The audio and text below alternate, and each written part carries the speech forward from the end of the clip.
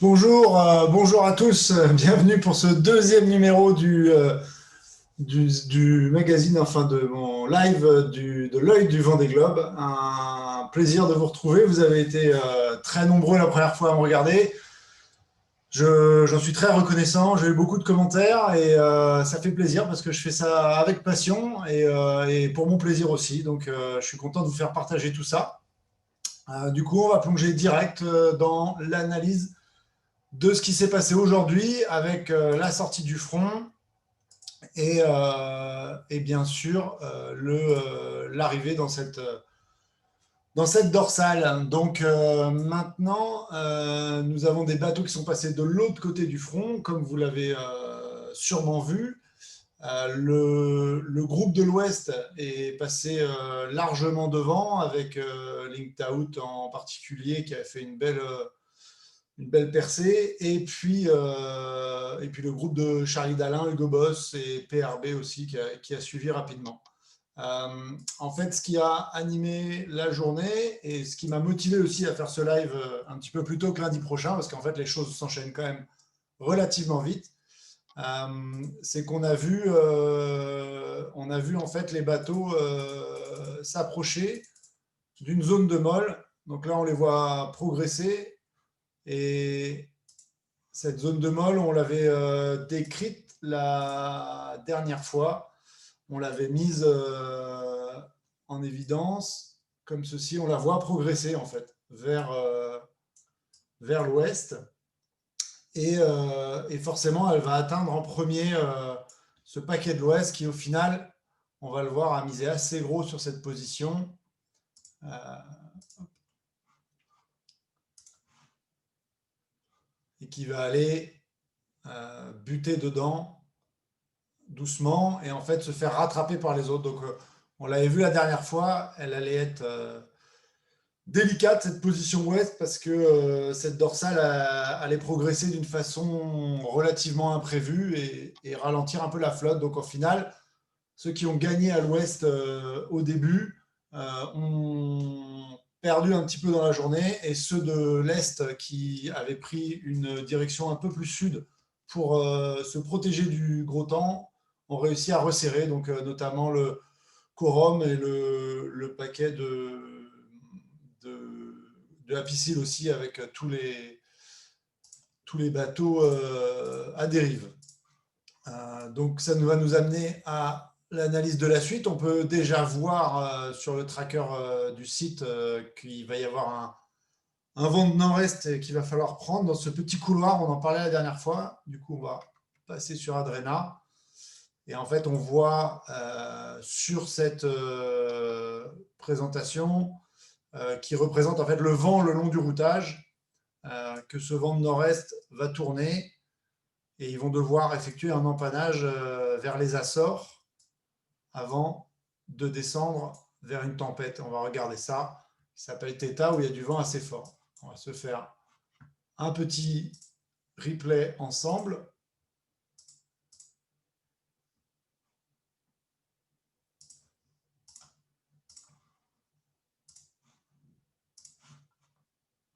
Voilà, donc on retrouve les concurrents ici. On peut voir ici, c'est le routage de Charlie Dalin, qui me semble en tête, même si au final c'est assez serré, on le verra par la suite, puisque je pense qu'il est déjà sorti de la dorsale. Le bateau ici représente sa position actuelle. Et on va voir en avançant la météo qu'en fait, ici, hop, je récupère mes outils, hop, il y a un petit enroulement là, il y a une petite dépression qui tourne dans ce sens-là, et on peut le voir ici, là, elle accélère, elle fait une petite accélération dans sa zone nord du vent, donc a priori, les coureurs vont plutôt être intéressés par ça, ils vont essayer d'aller le chercher en avançant. On peut voir que ils ont du mal à passer dans l'ouest de cette zone. Il y a quelques empannages à faire, voire même un petit bord de près. C'est quand même assez compliqué. Alors ici, le problème, c'est qu'il y a plein de détails différents en même temps. On peut voir que la dépression, elle est là aussi. Hop. Si on revient un peu en arrière, en fait, on voit qu'il y en a plusieurs des dépressions. Il y en a probablement une ici, une deuxième là. C'est pas évident à voir sur les fichiers GRIP comment ça se prononce, comment ça se présente, pardon. Et en gros, ils vont devoir la contourner par le nord pour avoir des vents favorables. Hein, ils vont venir, comme on le voyait ici, ils vont venir se mettre de ce côté-là de la dépression pour avoir les vents de nord. Et c'est toujours plus confortable d'avoir le vent dans le dos que d'être face au vent. Et en fait, ils vont attaquer ensuite un assez gros morceau qui consiste en une dépression, ce qu'on appelle subtropicale. Mais en tout cas, c'est une dépression qui est coincée assez bas, puisque généralement, elle circule plutôt sur l'Atlantique nord, ou très nord, on va dire, mais pas à la hauteur pas sous les Açores et à la hauteur des Canaries. Et là, il y en a une assez puissante, comme on peut le voir sur ce fichier. Alors, je ne sais pas si vous pouvez le lire à droite, mais là, proche du centre, il y a 45 nœuds Rafale 55. Donc, c'est très très fort. Il y a même des zones à plus de 60 nœuds Rafale, je crois. Donc, c'est ce qu'ils vont devoir négocier. Et donc, on va voir ça un petit peu en accéléré cette fois-ci. Ils vont progresser dans ce petit couloir hein, au nord de la dépression jusqu'à s'en approcher. On voit qu'elle, elle a bougé, donc elle était là, enfin elle était là et son centre a bougé ici. Donc elle a un petit mouvement. Il faut savoir que le mouvement de ce type de dépression-là, de ce système-là, est pas hyper bien vu par les fichiers et le moindre décalage peut créer des grosses différences en termes de force de vent. Donc il va falloir quand même être très vigilant. Et on va voir qu'en réalité, ce routage que donc l'ordinateur nous donne sans contrainte de vent est probablement impossible à faire parce que déjà il coupe extrêmement proche du centre de la dépression qui est ici. Hein. On voit bien les vents s'enrouler dans ce sens-là. Mais on peut assez facilement imaginer que les premiers prennent une stratégie d'évitement du vent fort et plutôt à contourner cette dépression un petit peu comme ça.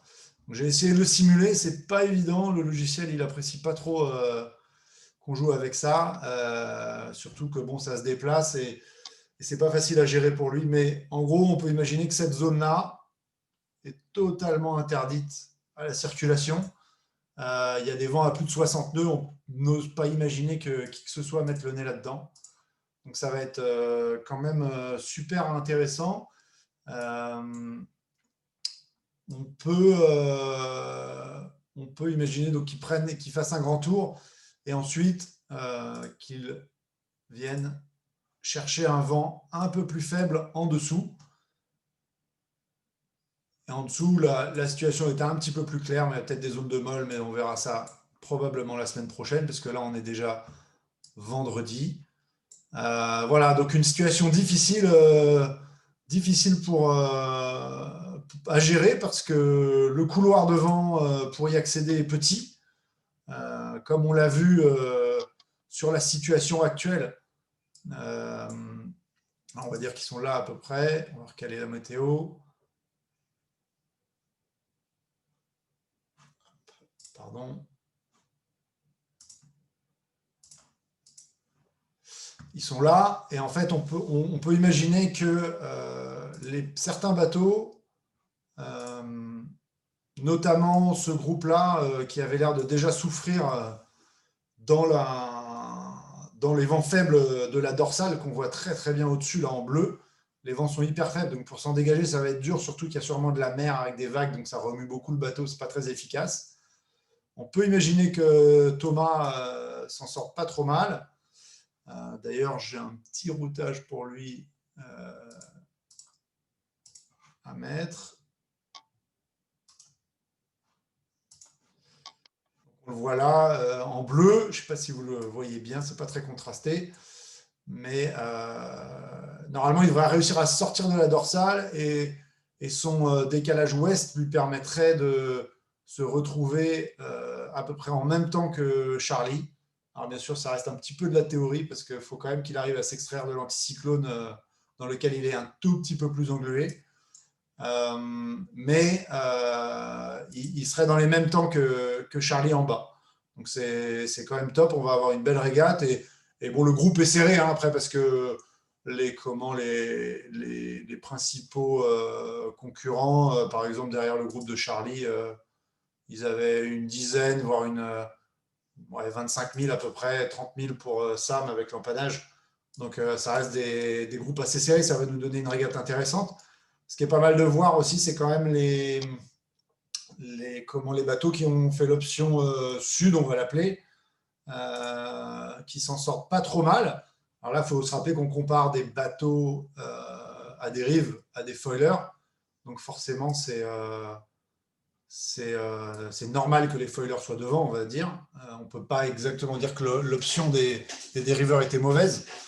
C'est juste qu'il y a un différentiel de vitesse entre les deux bateaux. Donc on voit Damien là qui va aller poser 2 empannages globalement dans la nuit pour essayer de se caler dans ces couloirs de vent là au nord des dépressions. Et si on regarde un petit peu VNB, la Maxime Sorel qui était le plus sud pour le coup, eh bien lui c'est un peu pareil en fait, il va bénéficier d'un petit peu plus de vent et en réalité il va réussir à se recaler en théorie hein, bien sûr ça reste du routage quasiment en même temps que Damien, parce qu'en fait, il va bénéficier d'un meilleur angle en approche du nord de cette dépression. Donc c'est encore un enchaînement assez rapide. Hein. C'est aussi pour ça que j'ai voulu faire un nouveau live ce soir. C'est qu'en fait, ici, ils sont sous Jenaker. On va prendre Damien, qui est celui qui a quasiment le plus de manœuvres. Et Jenaker, ils font un empannage, toujours Jenaker. Et là, le vent va revenir au sud. Donc là, ils vont être travers au vent. Donc là, il y a changement de voile. Et puis ensuite, par-dessus la dépression, ils vont devoir remettre dans ce vent-là, remettre le Jenaker ou le petit Jenaker selon les forces de vent qu'ils vont y trouver. Donc ça promet quand même encore quelques manœuvres. On a bien entendu aujourd'hui qu'ils étaient extrêmement fatigués. Bon, c'est normal, hein, ils ont enchaîné quand même pas mal de mauvais temps et de manœuvres. Donc forcément, ça va tirer sur le système.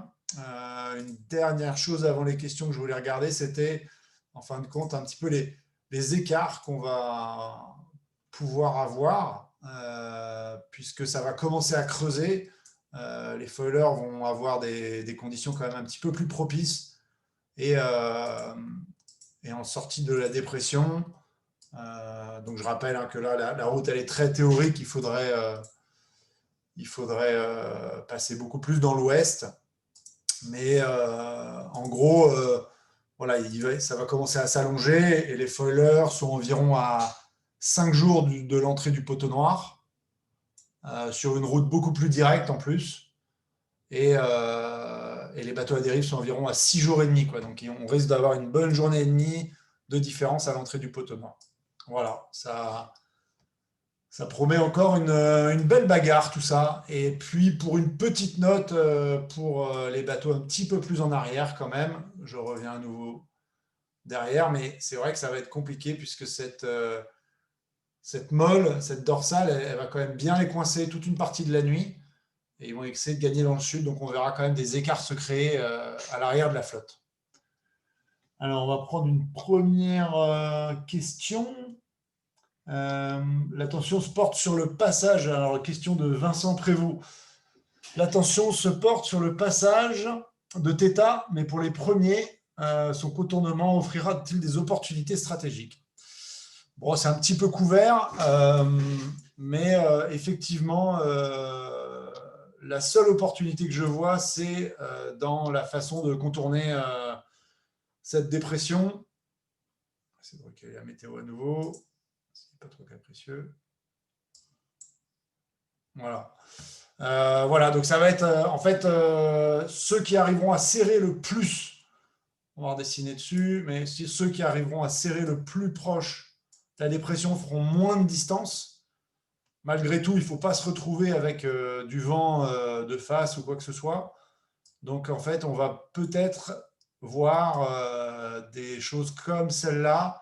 En fait, chacun va choisir un peu sa force de vent maximum, à savoir que quand même, dans ce vent-là, il va falloir poser un empannage. Donc, il faut être un peu technicien pour comprendre, mais un empannage, c'est quand même la grand voile qui va balayer tout l'arrière du bateau au passage. Et c'est pas évident. Plus il y a de vent, plus c'est compliqué. Donc là, il y a une ligne à peu près par là où on va se retrouver avec des bateaux qui font des empannages comme ça.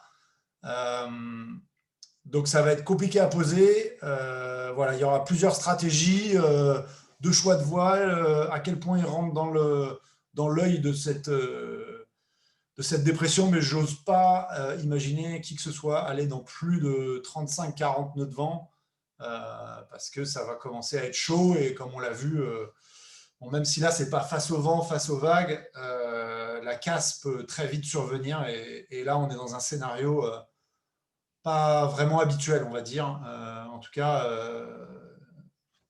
c'est pas quelque chose sur lequel on peut s'entraîner.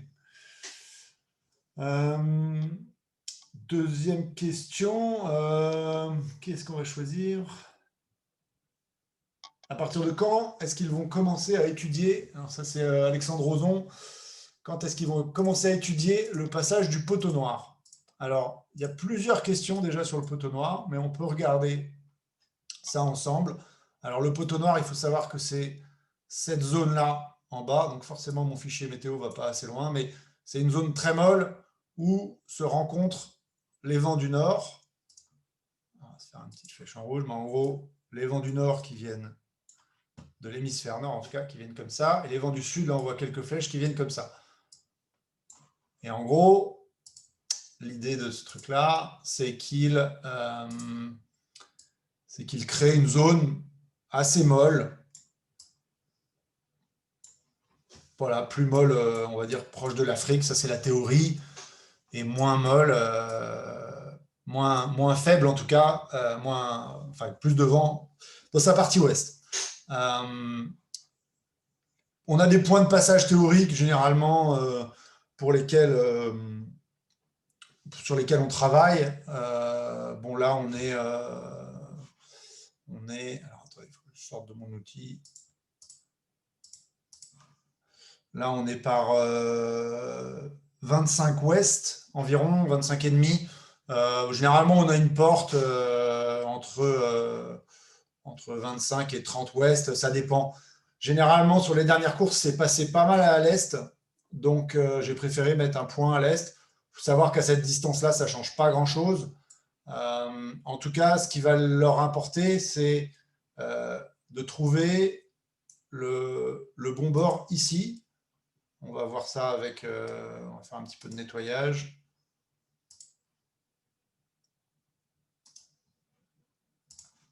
En fait, ici, il faut quand même trouver le bon bord qui va vite parce que, en fait, ici, il va y avoir, donc on le voit, il y a un empannage à poser. Donc cette manœuvre-là, bon, généralement, ils évitent de la faire plusieurs fois, mais on peut imaginer des bateaux, voilà, je ne connais pas exactement la précision de mes polaires, mais des bateaux faire des angles un peu plus marqués, et surtout aller se décaler un petit peu plus dans l'ouest, non seulement pour avoir plus de vent, mais un meilleur angle d'arrivée sur le poteau nord. Ça reste difficile à maîtriser pour l'instant. C'est sûr qu'ils vont être concentrés sur Theta, mais à peu près à la hauteur des Canaries, c'est là où on commence à avoir une visée, et surtout ensuite à la hauteur du Cap-Vert. Là, il faut clairement être décidé où est-ce qu'on vise, parce que ça influence quand même pas mal le passage du poteau noir, et ça devient difficile de corriger, quoi. Si on est trop au côté Cap-Vert, c'est dur d'aller à l'ouest, et si on est trop à l'ouest, c'est dur d'aller dans l'est du poteau noir. Voilà. Donc ça reste compliqué. Et alors, on peut refaire un petit point. Alors, on va le garder. On va le garder pour la fin. Fabrice Amédéo, on l'avait gardé on l'avait fait en dernier la dernière fois. Et là, une question, est-ce que le groupe de Bureau Vallée, on va se remettre maintenant, Est-ce que le groupe de Bureau-Vallée peut échapper à la molle et ne pas prendre trop de retard? Alors ça, forcément, c'est difficile à dire sur un fichier. On voit que ça bouge assez vite. Les fichiers tombent après toutes les 12 heures et il y a des petits changements. Mais clairement, ils vont voilà, rester collés un petit peu plus. Ce qu'il faut savoir dans une dorsale, et en fait on le voit assez bien ici, c'est que le vent il augmente, on le voit avec les couleurs par strate, quoi. Donc en fait à chaque fois qu'on est dans une couche supérieure de vent, là, comme on voit dans la coloration du vent, en fait on récupère de la force en plus, quoi. Donc plus on est devant, plus on est rapide. Donc là, l'écart entre Bureau-Vallée et Arkea et LinkOut, il va faire que se creuser, quoi, c'est sûr. Donc ça va faire mal quelque temps, quoi. Après, on peut voir aussi que ce groupe-là est quand même, par rapport au vent faible, en retard par rapport à tout cela, quoi. Voilà. Donc ils sont plus ouest, d'accord, mais tous ces gens-là ont plus de vent qu'eux pendant pas mal d'heures. Donc ouais, on peut dire que ça va être compliqué. Forcément, si on regarde encore derrière, ça va être encore plus compliqué et ça va être encore plus lent. Donc là, on va commencer à voir les premiers vrais écarts qui vont se creuser et forcément, ça va faire mal. Il y avait une petite demande pour Fabrice. Alors Fabrice, il est parti à la rencontre du front. Alors j'ai pris la météo pour lui. Alors il a déjà viré. Mais je ne l'ai pas routé, bien sûr. Mais on peut regarder. Allez, on va s'en faire un ensemble. Ah oui, il n'est pas prêt d'ailleurs. Hop, excusez-moi. Hop. Fabrice. Hop.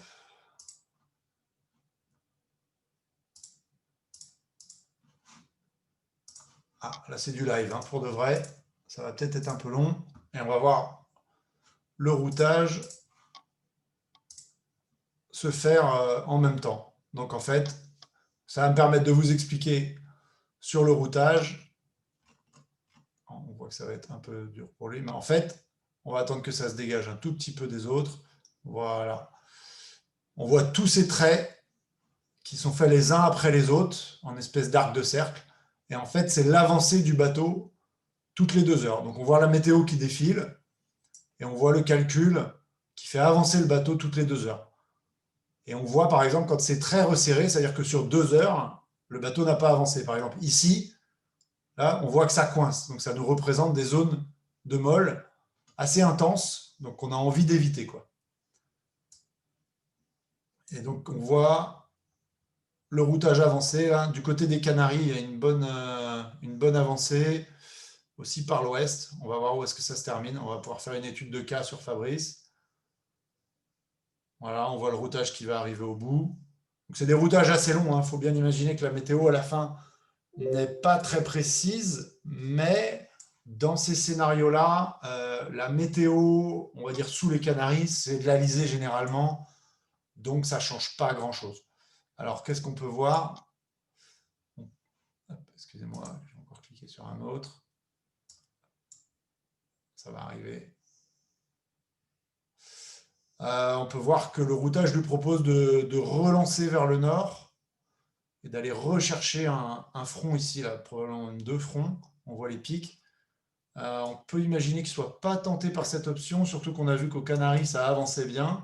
Et du coup, si on se prend New Rest, on doit pouvoir faire un pivot. On peut regarder, par exemple. C'est vrai qu'il avance bien dans ce secteur-là. Il a dû choisir ça, j'ai l'impression d'ailleurs. Alors, c'est peut-être pas l'optimal, mais c'est peut-être plus réalisable. Et des fois, quand les routages nous renvoient dans l'Atlantique Nord, passer front après front, il faut quand même essayer de trouver une sortie. Là, on voit qu'il va avoir du retard sur son optimal. Bon, mon fichier ne va pas au bout parce qu'il n'y a pas.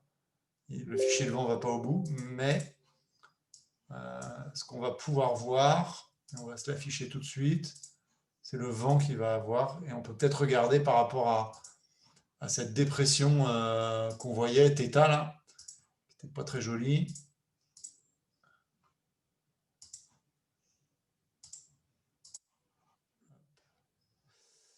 New Rest, bon.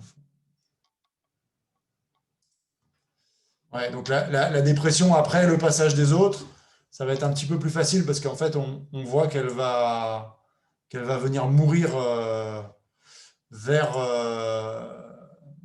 vers les Canaries.